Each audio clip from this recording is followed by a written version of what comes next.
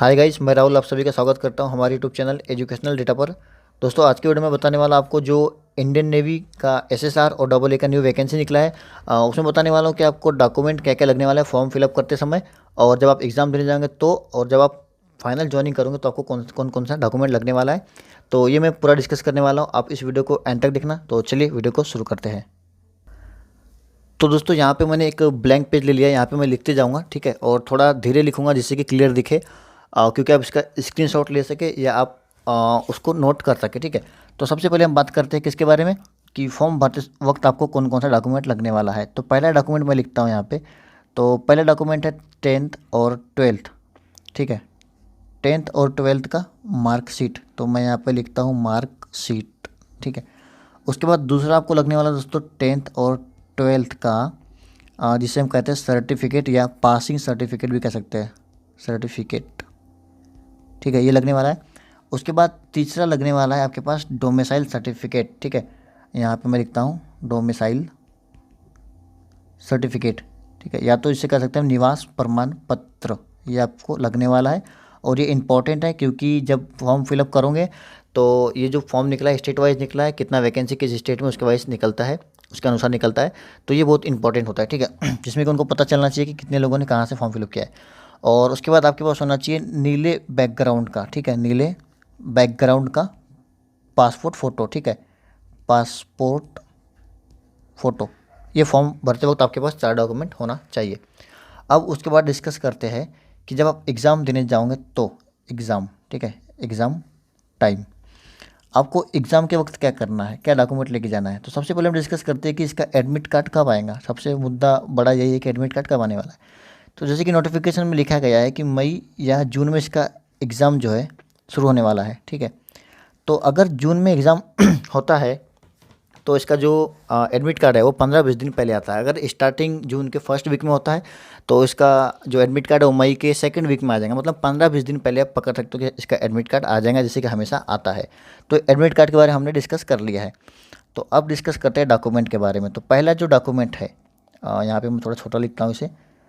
तो पहला डॉक्यूमेंट है 10th और 12th का, ठीक है, 10th और 12th का मार्कशीट, जैसे कि मैंने पहले लिख दिया है, आप इसे पूरा लिख लेना, मार्कशीट। उसके बाद दूसरा जो है 10th और 12th का आपके पास होना चाहिए सर्टिफिकेट, ठीक है, सर्टिफिकेट।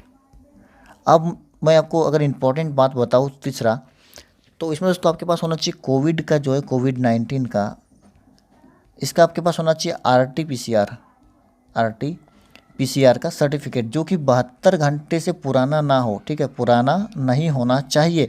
जब आप एग्ज़ाम देने जाओगे तो उसके कुछ समय पहले, जैसे कि अगर 24 घंटे कह सकते हो तो चलेगा, 25 घंटे तो कहोगे तो भी चलेगा।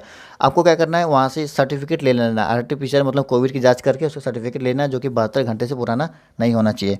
तो यहाँ पर आपने देख लिया कि आपके पास क्या क्या होना चाहिए, 10th और 12th का मार्कशीट, 10th और 12th का सर्टिफिकेट, और कोविड का जो आरटी-पीसीआर है उसका टेस्ट का सर्टिफिकेट होना चाहिए, और आपके पास आधार कार्ड होना चाहिए, ठीक है, आधार कार्ड यहाँ पे मैं लिखता हूँ। और यहाँ पे आपके पास होना चाहिए 5वां आधार कार्ड, ठीक है, और आपके पास होना चाहिए डोमिसाइल सर्टिफिकेट। कब? एग्ज़ाम के वक्त में बात कर रहा हूँ, ठीक है।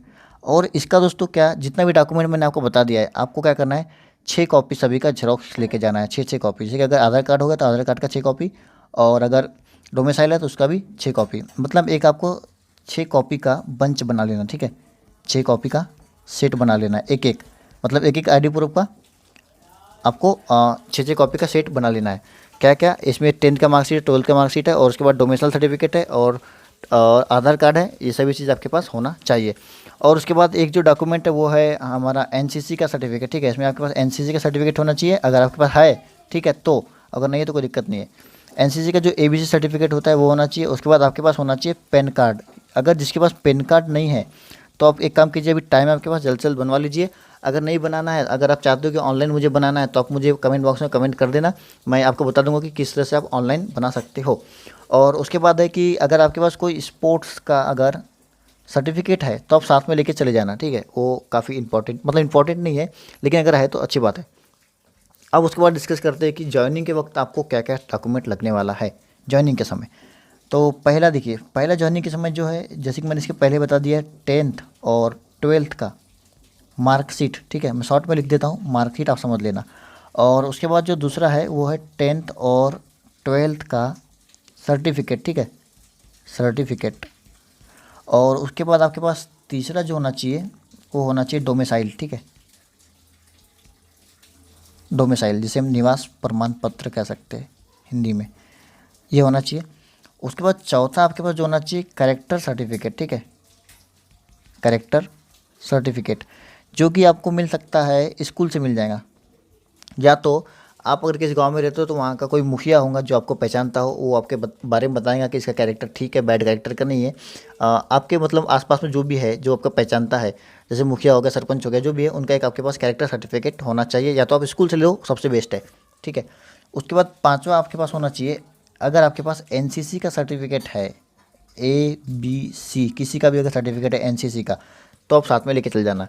तो आप इसका स्क्रीनशॉट एक बार ले लो, ठीक है। अब मैं आपको बताता हूँ छठवें डॉक्यूमेंट के बारे में। तो इसमें आपके पास होना चाहिए पैन कार्ड। मैं अभी भी बता रहा हूँ, जो पैन कार्ड नहीं बनाया, जिन्होंने अभी भी पैन कार्ड बना लीजिए, आपके पास टाइम है, जितना हो सके आप डॉक्यूमेंट को अरेंज कर लो, क्योंकि बाद में जॉइनिंग के समय कोई दिक्कत ना हो या एग्ज़ाम के समय कोई दिक्कत ना हो, ठीक है। उसके बाद जो सातवां डॉक्यूमेंट है उसमें जॉइंट फ़ोटो होना चाहिए, ठीक है, जॉइंट फ़ोटो किसका, माता पिता का साथ में जॉइंट फ़ोटो होना चाहिए। और उसके बाद जो आठवां डॉक्यूमेंट है वो है 15 कॉपी, ठीक है, 15 कॉपी आपका पासपोर्ट फ़ोटो होना चाहिए आपका, ठीक है, पासपोर्ट फ़ोटो, जो कि करंट वाला होना चाहिए, मतलब ज़्यादा पुराना फ़ोटो नहीं होना चाहिए। और उसके बाद जो 9th डॉक्यूमेंट है उसमें सेल्फ डिक्लेरेशन फॉर्म, ठीक है, मैं यहाँ पे से लिख देता हूँ सेल्फ डिक्लेरेशन, ठीक है, यहाँ पे लिख दे शॉर्ट में। सेल्फ डिक्लेरेशन फॉर्म में ये रहता है कि मैं अपने रिस्क पर जा रहा हूँ, मुझे अगर ट्रेनिंग में कुछ होता है तो इसके लिए मैं जिम्मेदार रहूँगा। तो आपको ये कहाँ से मिलेगा सेल्फ डिक्लेरेशन फॉर्म, जब आप अपना क्या कहते हैं उसे, कॉल लेटर या तो कह सकते हैं जॉइनिंग लेटर जब आएगा तो उसके नीचे में आपके पास सेल्फ डिक्लेरेशन फॉर्म भी रहेगा। और इसी में एक जो अपने पेरेंटल जिसे कहते हैं डिक्लेरेशन फॉर्म, जैसे कि अगर माता पिता भेज रहे एक अपने जिम्मेदारी से भेजते हैं ट्रेनिंग में, तो यहाँ पे उसमें साइन करवाया जाता है कि मैं अपने बच्चे को ट्रेनिंग के लिए अपने रिस्क पर भेज रहा हूँ, अगर कुछ होता है तो उसके लिए मैं जिम्मेदार रहने वाली हूँ। तो इसमें एक ये डिक्लेरेशन फॉर्म होता है जिसे कहते हैं पेरेंटल कैंसर, ठीक है, उसमें आपको फॉर्म को फिलअप करना होता है। ये भी आपको जॉइनिंग लेटर के साथ ही नीचे मिलेगा प्रिंट आउट में, आपको वहाँ से निकाल के उससे भर के साथ में लेके जाना होता है, ठीक है। तो ये हो गया 10 डॉक्यूमेंट। उसके बाद जो 11वां डॉक्यूमेंट है, अगर मान लीजिए आपका एज 18 साल से कम है तो उसमें भी एक डॉक्यूमेंट रहता है जिसमें कि अंडरटेकिंग साइन पेरेंट्स का रहता है, उसमें साइन रहता है ये 18 साल से कम है, ऐसे कुछ रहता है, ठीक है। तो ये हो गया।